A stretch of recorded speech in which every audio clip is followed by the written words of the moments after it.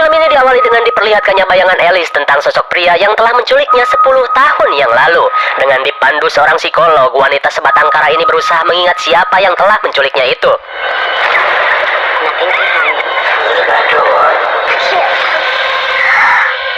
Seperti biasa, meskipun sudah berusaha, memori Alice tidak bisa mengingat banyak akan masa lalunya yang kelam itu. Parahnya lagi, ia tidak bisa mengingat siapa dirinya yang sebenarnya. Terus gimana dong, Ab? Kalem atuh, karena film pun baru dimulai. Kemudian scene berlanjut ketika bukolog meminta bantuan pengacara supaya Alice bisa mendapatkan pekerjaan. Namun pria ini berkata jika itu akan sulit karena identitas Alice masih tidak jelas. Apalagi status korban penculikan yang dialaminya tidak tercatat di kepolisian. Terlihat bukolog pun merasa iba dengan nasib pasiennya itu. Di hari berikutnya, bukolog menjelaskan kondisi yang ia dapat dari si pengacara kepada Alice. Ia pun meminta Alice bersabar untuk mendapat pekerjaan. Terlihat Alice pun gelisah karena sialnya juga, ia tidak tercatat sebagai penerima bansos dari pemerintah. Halo, Alice.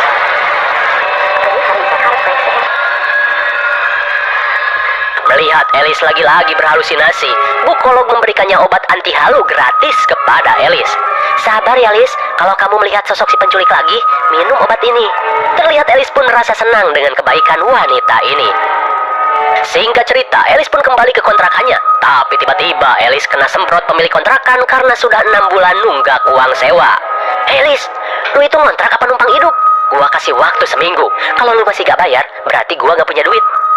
Singkat waktu, malam pun poek. Ketika menahan cuaca yang dingin, Alice pun merasakan lapar berlevel kronis alias salatri. Lalu ia meracik menu spesial dari makanan-makanan sisa. Antara gurih-gurih kecut, Alice pun menikmati campuran beras bulog dengan saus sisa jajan cilok. Setelah makanan habis, Alice pun tiduran sambil berharap mimpi makan enak di Ojon Resto. Tapi tiba-tiba... Hello, Alice.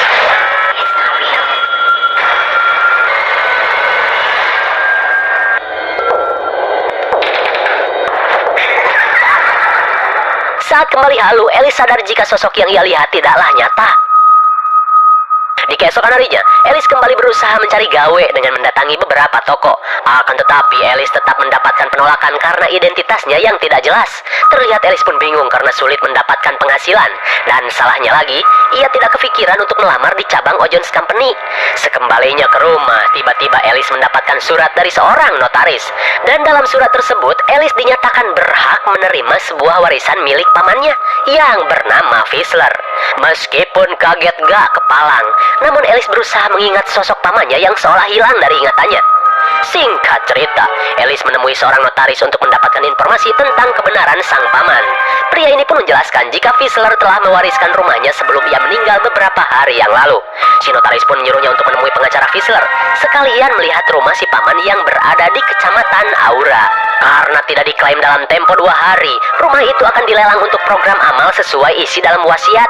Wajir, tanpa berlama-lama ia pun segera OTW menuju kantor si pengacara. Namun karena jarak yang terbilang jauh dan bokeh tentunya, Alice pun mendonorkan darahnya demi mendapatkan ongkos.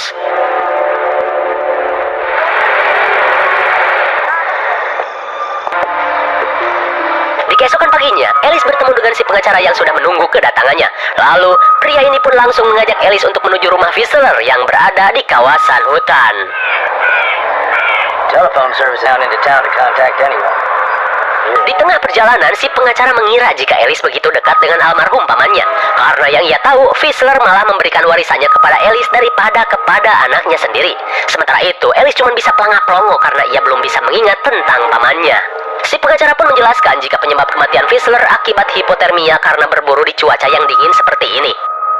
Singkat waktu, malam pun poek lagi. Ketika hujan salju turun, mereka pun tiba di rumah Fisler yang kini resmi menjadi milik Alice.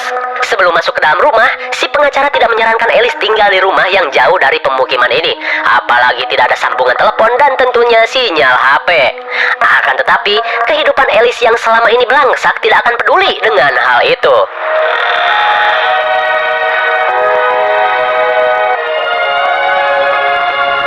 Bagaikan hoki seumur hidup dipakai sekali, kini Alice resmi menjadi nyonya di rumah besar milik sang paman. Halo, Alice. Tapi betapa kesalnya Alice karena ia masih saja berhalusinasi meskipun sedang happy. Di keesokan harinya, lambung Alice yang hampir demo membuatnya langsung menuju dapur.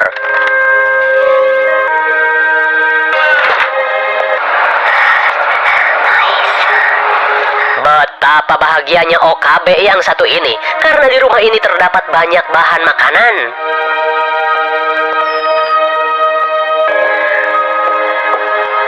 Setelah perutnya diisi makanan bernutrisi, Alice pun menyambut pagi dengan perasaan bahagia. Udah kenyang, dapat rumah gratis lagi. Sekembalinya ke rumah, Alice masih sulit percaya dengan nasibnya yang telah berubah drastis. Di malam harinya, Alice terbangun oleh suara sesuatu.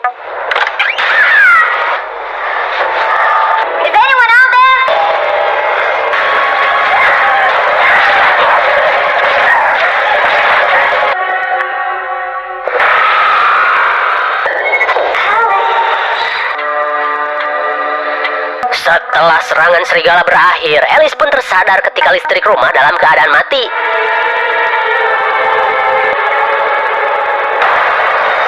Tanpa Alice sadari, seseorang yang misterius muncul dan memperhatikannya.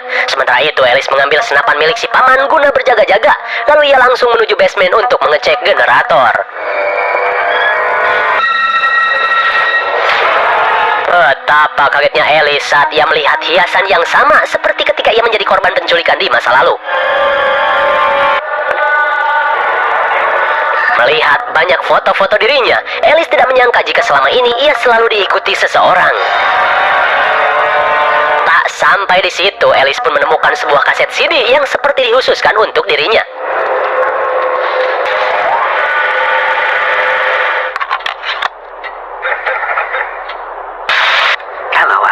Dan betapa kagetnya Alice saat melihat orang di dalam video yang mengaku sebagai Whistler, orang yang dulu telah menculiknya. Pria itu pun menjelaskan jika warisan itu dibuat hanya untuk memancing Alice kembali ke tempat ini. Whistler pun berkata, "Jangan takut, karena aku sudah mati. Sekarang nikmatilah makanan yang sudah aku campur dengan jamur tai sapi, yang efeknya akan terus mempengaruhi pikiranmu seperti dulu." Sontak Alice pun kaget karena ia yang ruwok telah banyak mengkonsumsi makanan di rumah ini.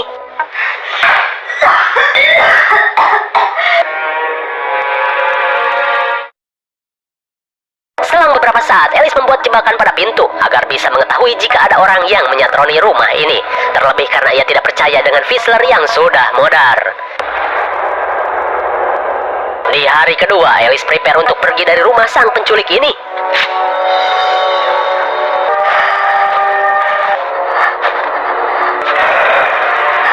Di malam harinya, perjalanan Alice terhenti saat ia melihat seekor serigala.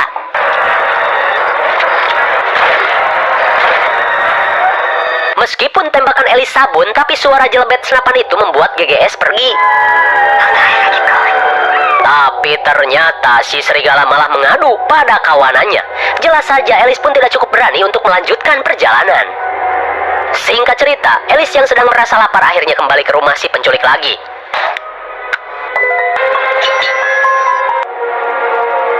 Karena tidak ada makanan lain, Alice pun terpaksa menyantap makanan ini lagi.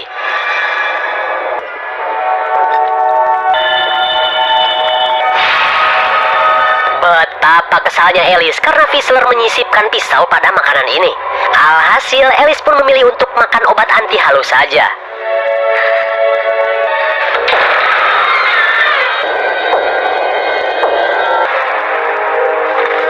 Meskipun terhindar dari halusinasi, tapi sosok si penculik malah hadir di dalam mimpinya. Di hari ketiga, kondisi Alice mulai melemah karena dari kemarin ia belum makan.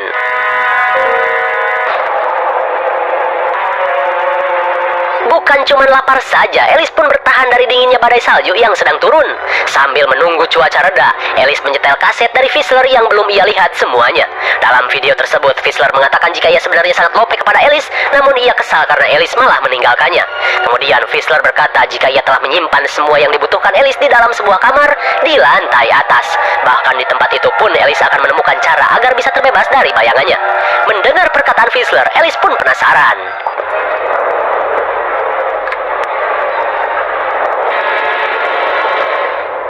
Di merasa ini jebakan, Alice membatalkan niatannya. Di hari keempat, usus Alice pun sudah tidak bisa diajak kompromi. Penderitaan Alice pun kian bertambah karena ia selalu mendengar bacotan Whistler untuk memakan makanan itu lagi. That won't help you. Eat my tainted food again. Closer.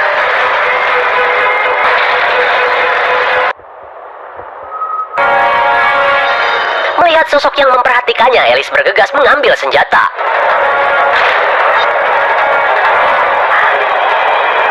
Entah apa atau siapa yang kabur ke dalam ruyuk itu.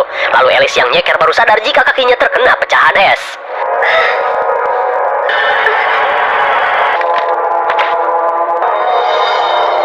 Setelah sempat pingsan, Alice yang baru sadar merasa heran karena kini ia berada di ruangan lain dan sudah mengenakan jaket.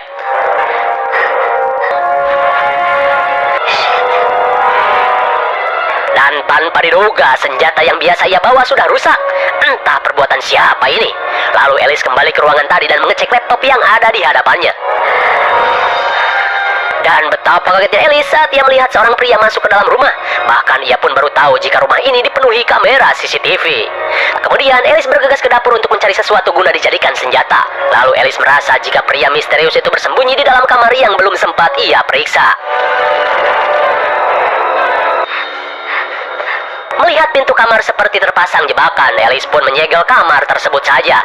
Sekembalinya ke ruang kontrol, Alice menemukan lagi beberapa kaset CD milik Whistler.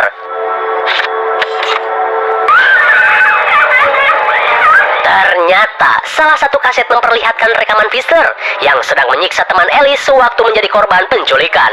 Karena hanya membuatnya trauma, Alice yang semakin kelaparan memilih untuk mencari makanan di dalam dapur.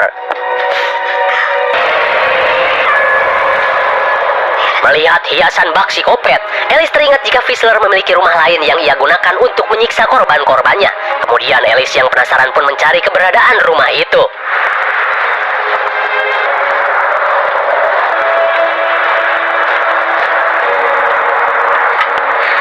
Ternyata dugaan Alice benar.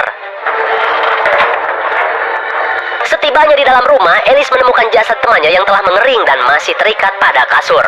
Terlihat Alice pun bersedih dengan nasib yang menimpa korban terakhir Whistler ini.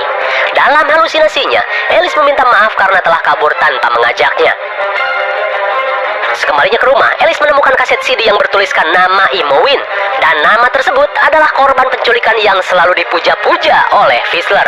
Ketika kaset diputar, Alice melihat ketika dirinya selalu dianggap sosok Imowin oleh Whistler. Terlihat Alice pun syok parah saat teringat dengan nasibnya yang bak seorang bondon. Tak lama kemudian, Alice berhalusinasi mendengar bacotan Imowin berasal dari dalam basement. Where are you? Elsie, run me! He kidnapped you! My phone?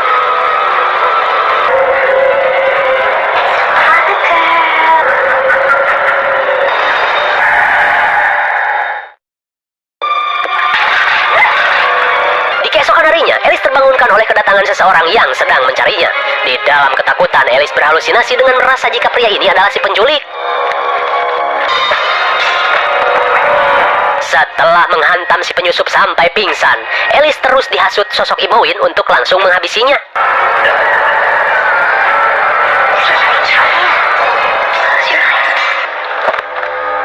Akibat pergolakan hati yang dialami Alice, ia pun akhirnya ikut pingsan. I want the other car. Singkat cerita, si penyusup sudah menempatkan Alice pada sebuah kursi. Lalu pria bernama Patrick ini mengaku jika dirinya adalah anaknya Whistler. Ia pun menjelaskan jika selama Alice di rumah ini, ia selalu memperhatikannya. Bahkan, Patrick pun curhat jika ia hampir tertembak akibat kepanikan Alice. Kemudian, pria baik ini berkata, jika Alice adalah korban dari obsesi ayahnya yang begitu lope kepada Imowin. Ketika Alice sudah tidak peduli, Patrick berkata jika ayahnya kini sudah mati. Lalu Patrick meminta Alice menjual lagi rumah ini kepadanya dengan harga 3 kali lipat. Akan tetapi Alice berkata jika dirinya lebih tertarik untuk melaporkan kejahatan Whistler dengan barang bukti di kamar lantai atas. Dengan cara itu, Alice bisa mendapatkan lagi identitasnya sebagai korban kejahatan. Mendengar kamar tersebut, Patrick bergegas untuk mengeceknya. No, stop it! Oh my god! Tali yang terpasang merupakan jebakan yang dipasang Whistler untuk menghabisi Alice. Namun jebakan tersebut malah terkena anaknya dan tewas. Di tengah kepanikan Alice, ia mengambil kunci mobil Patrick untuk segera kabur.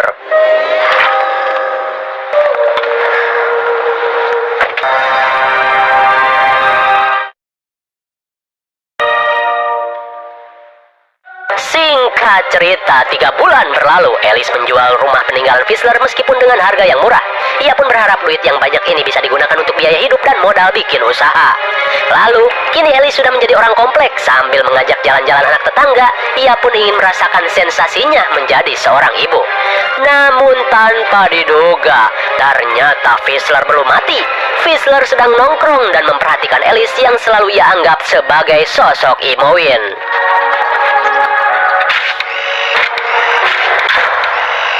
Lalu, film pun sudah berakhir. Bagaimana? Ending yang sangat tengkorak sekali, bukan? Semua penderitaan Alice berawal dari sosok Whistler yang terobsesi dengan selingkuhan semasa ABG-nya yang bernama Imogen. Whistler pun malah menganggap Alice sebagai Imogen.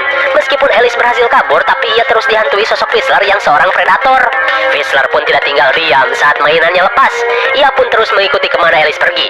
Dan saat tahu jika Alice belangsak, ia pun memancing Alice dengan tipuannya untuk bisa kembali mendapatkan Alice. Dengan segala macam trik, pria gila itu pun berniat untuk menghabisi Alice di rumahnya. Namun naas, jebakan itu malah dimakan anaknya sendiri. Dan setelah melewati banyak penderitaan, Alice pun kembali lolos dari rumah itu. Sementara Whistler masih membuat sebuah kebohongan dengan isu kematiannya. Karena ternyata ia memiliki rencana lain untuk terus memberikan penderitaan kepada Alice. Apakah Alice akan baik-baik saja?